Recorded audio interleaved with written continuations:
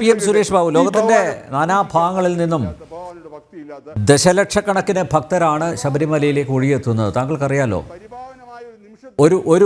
ഒരു ബിജി തമ്പി ഞാൻ വരാം, ഒരു മാത്ര അയ്യപ്പനെ കാണാൻ അറിയാലോ. ആ ദേവസ്വം ജീവനക്കാർ തന്നെ അവിടെ നിന്ന് പിടിച്ചു തള്ളുന്നതും അവരെ അതിനെ അനുവദിക്കാത്തതൊക്കെ നമ്മൾ കാണുന്നതാണ്. ഒരു നോക്ക് കണ്ട ശേഷം അവർക്ക് പോകേണ്ടി വരുന്നു. അങ്ങനെ ഒരു സാഹചര്യം നിലനിൽക്കുകയാണ് ദേവസ്വം മന്ത്രി VN വാസവൻ കുറ്റിയടിച്ച പോലെ അങ്ങനെ നിൽക്കുന്നത്. അദ്ദേഹത്തിൽ ഭക്തിയില്ല, അറിയാം, അദ്ദേഹം കമ്മ്യൂണിസ്റ്റുകാരനാണ്, അവിശ്വാസിയാണ് എന്നറിയാം. പക്ഷേ എങ്കിലും അങ്ങനെ ഒരു സ്ഥാനത്ത് നിൽക്കുന്ന സമയത്ത് അദ്ദേഹത്തിനൊന്ന് ആ ശ്രീകോവിലേക്കൊന്ന് നോക്കിക്കൂടായിരുന്നോ? അല്ലേ? ദേവസ്വം മന്ത്രിക്ക് ഇതിലൊന്നും വിശ്വാസമില്ലെങ്കിൽ പിന്നെ സന്നിധാനത്ത് നിൽക്കേണ്ട കാര്യമുണ്ടോ? ഒരു കെട്ടുകാഴ്ച പോലെ ഇങ്ങനെ ചമഞ്ഞ് ഒരുങ്ങി അവിടെ നിൽക്കേണ്ട ആവശ്യമുണ്ടോ? എന്തിനാണ് ദൃശ്യമാധ്യമങ്ങളിലൂടെ അദ്ദേഹത്തിൻ്റെ മുഖം ലോകം മുഴുവൻ കാണാൻ വേണ്ടിയോ? ഇത് ന്യായീകരിക്കാൻ പറ്റുമോ വക്കീലെ?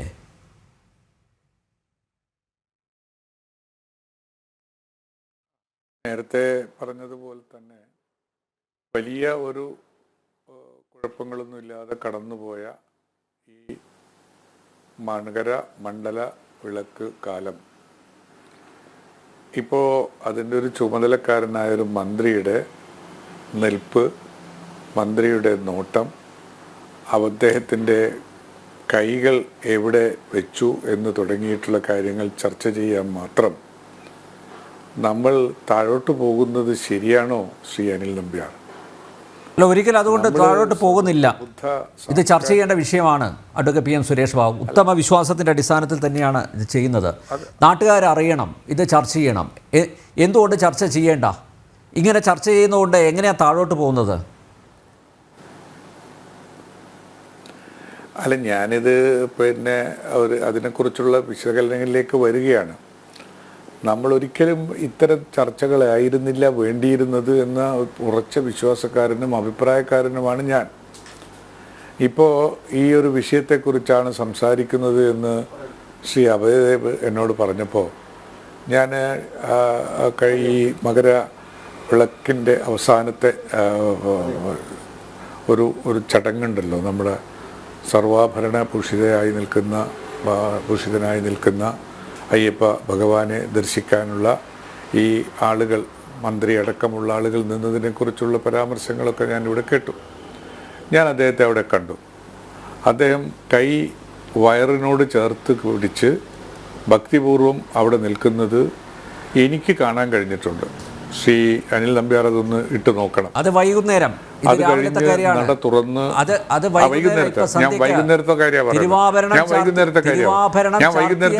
തിരുവാഭരണം ചാർത്തിയ സമയത്ത് അദ്ദേഹം താങ്കൾ പറഞ്ഞ പോലെ കൈ ഇങ്ങനെ വെക്കുകയായിരുന്നു. ശരിയാണ്. രാവിലെ അദ്ദേഹം എങ്ങനെയായിരുന്നു നിന്നതെന്ന് താങ്കൾ നോക്കുക. മാത്രമല്ല, ഇപ്പോ ഈ നോക്കുന്ന പോലെ സുരേഷ് ബാബു തല പിറകോട്ട് വലിക്കുക. നോട്ടത്തിന് നിങ്ങൾ ഓരോന്നിനും ഓരോ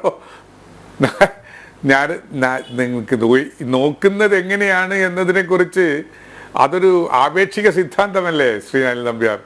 അദ്ദേഹം അത് കഴിഞ്ഞ് നട തുറന്ന് മേൽശാന്തി പുറത്തേക്ക് വരുന്നതിന് മുമ്പായിട്ട് ഭക്തിപൂർവം കുനിഞ്ഞ് തല കുനിച്ച് ബിംബത്തിലേക്ക് നോക്കുന്നത് കണ്ടുകൊണ്ടാണ് ഞാൻ ഈ ചാനലിൽ ഇവിടെ വന്നിരിക്കുന്നത്. എനിക്ക് അദ്ദേഹത്തിൽ ഭക്തി കാണാൻ സാധിച്ചിട്ടില്ല. കൈകൂപ്പണമെന്ന് ബിംബത്തിലേക്ക് നോക്കുന്നത് ഒന്ന് റീപ്ലേ ചെയ്താൽ മതി. അങ്ങയുടെ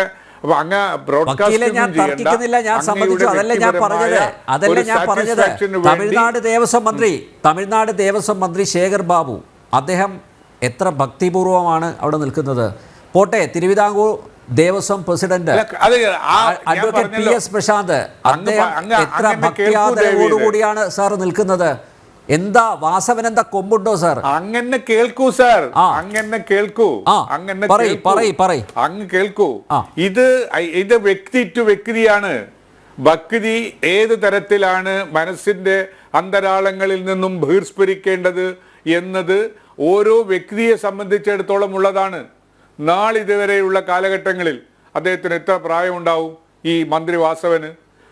നാളിതുവരെയുള്ള കാലഘട്ടങ്ങളിൽ അദ്ദേഹം പഠിച്ചത്, അദ്ദേഹം പഠിപ്പിച്ചത്, അദ്ദേഹം കേട്ടത് എല്ലാം ഈ വസ്തുതകൾക്ക് വിരുദ്ധമായിട്ടുള്ള ഒരു സമസ്യയാണല്ലോ അദ്ദേഹം കേട്ടും പഠിച്ചതുള്ളത്. അങ്ങനെ വന്നപ്പോൾ ഇപ്പൊ മന്ത്രിയായി കാര്യങ്ങളെക്കുറിച്ച് ബോധ്യം അദ്ദേഹത്തിന് വന്നു. ആ ബോധ്യത്തിന്റെ അടിസ്ഥാനത്തിൽ അദ്ദേഹം ക്രമേണ ഒരു ഭക്തി പൂർവമുള്ള ഒരു സമൂഹത്തിന്റെ ഭാഗമായി തീരാൻ ശ്രമിക്കുമ്പോൾ നമ്മൾ എന്തിനാണ് ഒരു രാഷ്ട്രീയ ഉദ്ദേശം വെച്ച് ഫുട്ബോൾ തട്ടുന്നത് പോലെ തട്ടിക്കളയുന്നത്? അദ്ദേഹം നിങ്ങളും ഞാനും ഒക്കെ ആഗ്രഹിക്കുന്ന ഒരു സമൂഹത്തിലേക്ക് അദ്ദേഹവും കൂടി വരട്ടെ. നമുക്ക് അദ്ദേഹത്തെ സ്വാഗതം ചെയ്യാം. ഒരു സുപ്രഭാതത്തിൽ അദ്ദേഹം വന്ന് സാധാരണ കാലാകാലമായി ദീക്ഷയെടുത്ത് അയ്യപ്പ ഭക്തനായി മല ചവിട്ടി കയറി വരുന്ന ആളുകളെ പോലെ ഇതുവരെ അവിടെ വരുന്ന ഇല്ലാത്ത ഒരാളുടെ ഭാഗത്ത് നിന്നുണ്ടാകണം എന്ന് നമ്മൾ വാശി പിടിക്കുന്നത് ശരിയല്ല. ഞാനിപ്പോ വൈകുന്നേരം കണ്ടത് ഭക്തിയാദരപൂർവം അദ്ദേഹം നമ്മുടെ ഭഗവാനെ വഴങ്ങുന്നതും എനിക്ക് കാണാൻ കഴിഞ്ഞിട്ടുണ്ട്. ഇവിടെ ഇന്ന് വൈകുന്നേരം ഇങ്ങനെ വണങ്ങുക എന്ന് പറഞ്ഞാൽ അത് അങ്ങ് വണങ്ങുന്നത് പോലെ ദണ്ഡ നമസ്കാരം ചെയ്യുന്ന ആളുകളുണ്ട്, കൈകൂപ്പുന്ന ആളുകളുണ്ട്, കുനിയ സംസ്കരിക്കുന്ന ആളുകളുണ്ട്. ഇങ്ങനെ പലതരത്തിലുമുണ്ട്. അതിനൊന്നും ഒരു നിർവചനം നമ്മൾ എവിടെയും കൊടുത്തിട്ടില്ല. ഞാൻ ചോദിക്കുന്നത് ഇത്രയേ ഉള്ളൂ. ഇദ്ദേഹത്തിന് താല്പര്യമില്ലെങ്കിൽ, ഇദ്ദേഹത്തിന് വിശ്വാസമില്ലെങ്കിൽ, ഇദ്ദേഹത്തിന് ഭക്തി ഇല്ലെങ്കിൽ ഇദ്ദേഹം എന്തിനാണ് സാർ അവിടെ നിലയുറപ്പിച്ചത്? നേരത്തെ ജി സുധാകരൻ അദ്ദേഹം ദേവസ്വം മന്ത്രിയായ സമയത്ത് ഒരു മിനിറ്റ് വക്കീലെ, ഞാൻ പറയുന്നത് കേൾക്കൂ. ഒറ്റ മിനിറ്റ്. നേരത്തെ ദേവസ്വം മന്ത്രി ജി സുധാകരൻ ദേവസ്വം മന്ത്രിയായ സമയത്ത് അദ്ദേഹം മാറി നിൽക്കും. അദ്ദേഹം ഈ സോപാനത്ത് അവിടെയാണ് നിൽക്കുക. മാധ്യമപ്രവർത്തകർ ചോദിച്ചു, താങ്കൾ എന്തുകൊണ്ട് ഈ വാസവൻ നിൽക്കുന്ന സ്ഥലത്ത് എന്തുകൊണ്ട് നിങ്ങൾ നിൽക്കുന്നില്ല എന്ന് പറഞ്ഞപ്പോൾ, എന്തിനാണ് ഞാൻ അവിടെ നിന്ന് മറ്റുള്ളവർക്ക് ഒരു അസൗകര്യം ഉണ്ടാക്കുന്നതെന്നാണ് അദ്ദേഹം പറഞ്ഞത്. സ്വാഭാവികമായി അദ്ദേഹത്തിന് ഒരുപക്ഷെ അയ്യപ്പനെ വണങ്ങാൻ പറ്റില്ല, പക്ഷേ മര്യാദയോടുകൂടിയുള്ള സമീപനം അല്ലേ, അതാണ് അദ്ദേഹത്തിൻ്റെ ഭാഗത്തു നിന്ന് ഉണ്ടായത്. അദ്ദേഹത്തിന് ചില നിയന്ത്രണങ്ങൾ പാർട്ടി ഏർപ്പെടുത്തിയിട്ടുണ്ട്. അതുകൊണ്ട് അദ്ദേഹം മാറി നിന്ന് സോപാനത്തിൽ നിന്ന് അദ്ദേഹം ഇതൊക്കെ കാണുന്നുണ്ടായിരുന്നു. അത് ചെയ്താൽ പോരെ? ഇതെന്തിനാ ഒരു കെട്ടുകാഴ്ച പോലെ ഈ വാസവൻ അവിടെ മുന്നിൽ പോയി നിൽക്കേണ്ട കാര്യം എന്താ സാർ? അദ്ദേഹത്തിന് ഭക്തി ഇല്ലെങ്കിൽ, അദ്ദേഹത്തിന് വിശ്വാസമില്ലെങ്കിൽ മാറി നിന്നാൽ പോരെ? അദ്ദേഹത്തിന് ആരെയും ക്ഷണിച്ചു വരുത്തിയോ? മാത്രമല്ല ബാക്കിയിലെ ഒരു കാര്യം കൂടി, വൈകുന്നേരം നട തുറന്ന് ഇനി അഥവാ മേൽശാന്തിയോ അല്ലെങ്കിൽ തന്ത്രിയോ പുറത്തിറങ്ങി തീർത്ഥം കൊടുക്കുകയാണെങ്കിൽ അയ്യോ ഞാൻ പെട്ടുപോകായിരുന്നില്ലേ എന്നുള്ളത് കൊണ്ട് അദ്ദേഹം രായ്ക്ക് രാമാന അവിടെ നിന്ന് രക്ഷപ്പെടുകയാണ് സാർ. അത് ദൃശ്യങ്ങളിൽ താങ്കൾ കണ്ടോ? ബാക്കിയുള്ളവരൊക്കെ അവിടെ നിൽപ്പുണ്ടായിരുന്നു. തമിഴ്നാട് ദേവസ്വം മന്ത്രി ശേഖർ ബാബു അവിടെ ഉണ്ടായിരുന്നു, ദേവസ്വം ബോർഡ് പ്രസിഡന്റ് ഉണ്ടായിരുന്നു, മെമ്പർമാരുണ്ടായിരുന്നു. എന്തുകൊണ്ടാണ് വാസവൻ ഉടനടി അവിടെ നിന്ന് സ്ഥലം കാലിയാക്കിയത്? എന്തുകൊണ്ടാണ് വക്കീലേ? നിങ്ങൾ ഇങ്ങനെ ആയിരുന്നില്ലല്ലോ. വിളിച്ചു വരുത്തിയ ഞങ്ങളെയൊക്കെ സംസാരിക്കാൻ അനുവദിക്കുന്ന ശീലമായിരുന്നല്ലോ അങ്ങക്ക്. എന്തുകൊണ്ടാണ് ഇപ്പൊ പെട്ടെന്ന് ഇത് മാറുന്നത്? അങ്ങനെ മാറല്ല. ഞങ്ങളൊക്കെ പറയുന്നത് കേൾക്കട്ടെ. നിങ്ങൾക്ക് അനുകൂലമായി സംസാരിക്കുന്ന രണ്ടുപേർ അവിടെ ഉണ്ടല്ലോ. അവരും നിങ്ങളും കൂടി സംസാരിച്ചതിൽ ഞാൻ ഒരുത്തൻ പറഞ്ഞതുകൊണ്ട് മാത്രമായിട്ട് അത് നിഷ്പ്രഭമാവുന്നാവില്ല. അത് തന്നെ പ്രിവെയിൽ ചെയ്യപ്പെടും. ഇന്ന് വൈകുന്നേരത്തെ ചർച്ച മന്ത്രി ഈ ചടങ്ങ് ബഹിഷ്കരിച്ചു എന്ന വിഷയത്തെ ആസ്പദമാക്കി നടത്താൻ ഉദ്ദേശിച്ചിരുന്നത് നടക്കാതെ പോയതിന്റെ വിഷമം കൊണ്ടാണോ ഇതിങ്ങനെയൊക്കെ പറയുന്നത്? അതല്ല. ഓരോ ആളുകളും ഓരോരുത്തരെ സംബന്ധിച്ചിട്ട്, പ്രത്യേകിച്ച് അയ്യപ്പ ഭക്തന്മാർക്കുള്ള നിഷ്ഠകൾ ഇരുമുടിക്കെട്ടെടുത്ത് കയറി വരുന്ന ആളുകൾക്ക് മാത്രമായി നിഷ്കർഷിക്കുകയും ബാക്കിയുള്ളവർക്ക് അവരുടേതായ രീതികളിൽ അയ്യപ്പനെ ഭജിക്കാനും അയ്യപ്പനെ ദർശിക്കാനുമുള്ള അവസരങ്ങളൊക്കെ കൊടുക്കുന്ന അത്രയും വിശാലമായ ഒരു സാംസ്കാരിക പ്രതലവും ഭൗതിക സാഹചര്യങ്ങളുമുള്ള ഒരു ക്ഷേത്രമാണ്. ആ ക്ഷേത്രത്തിൻ്റെ പുണ്യം, ആ ക്ഷേത്രത്തിൻ്റെ ഭവ്യത, അതിൻ്റെ ദാർശനികത നഷ്ടപ്പെടുത്താത്ത രൂപത്തിലുള്ള ചർച്ചയാണ് ഞാനിവിടെ ആഗ്രഹിക്കുന്നത്. ഇവിടെ തിരുത്തേണ്ടതുണ്ടോ എന്നുള്ളതാണെങ്കിൽ തിരുത്തിക്കാം. ഇപ്പം തന്നെ സംസാരിച്ചവരുടെ കൂട്ടത്തിൽ ശ്രീ വാസവൻ ഒഴിച്ച് ബാക്കി എല്ലാ ആളുകളും കമ്മ്യൂണിസ്റ്റ് ആയിട്ടുള്ള ആളുകൾ, MP-മാർ, MLA-മാർ ഇവരൊക്കെ യഥാവിധി അവിടെ പെരുമാറി എന്ന ഒരു സർട്ടിഫിക്കറ്റ് കിട്ടിയിട്ടുണ്ട്. അത്രത്തോളമായി ഒരാളല്ലേ ഉള്ളൂ. നമുക്ക് അദ്ദേഹത്തെയും അടുത്ത തവണ ആ ഒരാൾ സാധാരണക്കാരനാണോ എന്നുള്ളതാണ്. ആ ഒരാൾ സാധാരണക്കാരനാണോ? അദ്ദേഹം ദേവസ്വം മന്ത്രിയാണ് സർ. ഈ അയ്യപ്പസ്വാമിയുടെ സാന്നിധ്യത്തിൽ ആ ഒരാളും എല്ലാവരും ഒരു തരത്തിൽ ഒറ്റപ്പെട്ട ആളാണ്. അല്ല, ഒരു വ്യക്തി മാത്രമാണ്, മറ്റൊന്നുമില്ല. ഞാനിവിടെ കേട്ടു. ഞാൻ പലപ്പോഴും അവിടെ പോകുമ്പോൾ അയ്യപ്പ ദർശനത്തിന് ഞാൻ ശ്രമിക്കുമ്പോൾ എപ്പോഴും സ്ഥിരമായി ആ ക്ഷേത്രത്തിൽ കാണുന്ന സുനിൽ സ്വാമിയെ ഇപ്പോൾ അവിടെ കാണുന്നില്ല എന്നാണ് ഞാൻ ഇപ്പോൾ മനസ്സിലാക്കുന്നത്. എന്തിനാണ് പുറത്താക്കിയത്? എന്തിനാണ് അദ്ദേഹത്തിന് ഈ മാധ്യമ ചർച്ചകളിലൂടെയുള്ള ഒരു ഒരു ഒരു ഒരു ഒരു ഇടപെടലുകളിലൂടെ ഉണ്ടായ ഒരു പ്രശ്നമല്ലേ അതൊക്കെ?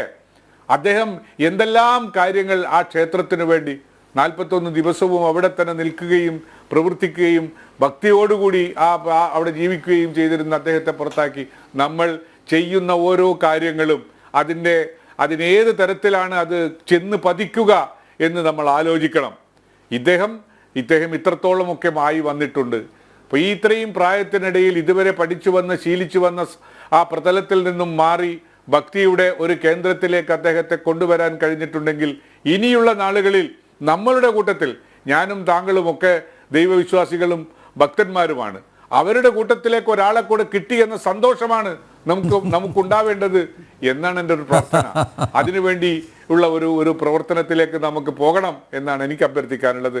അല്ലാതെ ഒരു തരത്തിലും അയ്യപ്പ ഭക്തന്മാർക്ക് വേദനയുണ്ടാക്കുന്ന, അയ്യപ്പ സ്വാമിയോട് അനാദരവ് കാണിക്കുന്ന ഒരു പ്രവർത്തനം ശ്രീ വാസവനിൽ നിന്നുണ്ടായി എന്ന് ദൃശ്യത്തിൽ കാണാൻ കഴിയില്ല. കൈവിറകിൽ കെട്ടിപ്പോയി എന്നുള്ളതാണെങ്കിൽ അതൊരു കുറ്റമായി നമ്മളെല്ലാവരും വ്യാഖ്യാനിക്കുന്നുണ്ടെങ്കിൽ നമുക്കത് അദ്ദേഹത്തെ അറിയിക്കുകയൊക്കെ വേണം. ഇതിപ്പോൾ ഈ ചർച്ചയോടുകൂടി അത് അദ്ദേഹം മനസ്സിലാക്കി കാണുകയൊക്കെ ചെയ്യും.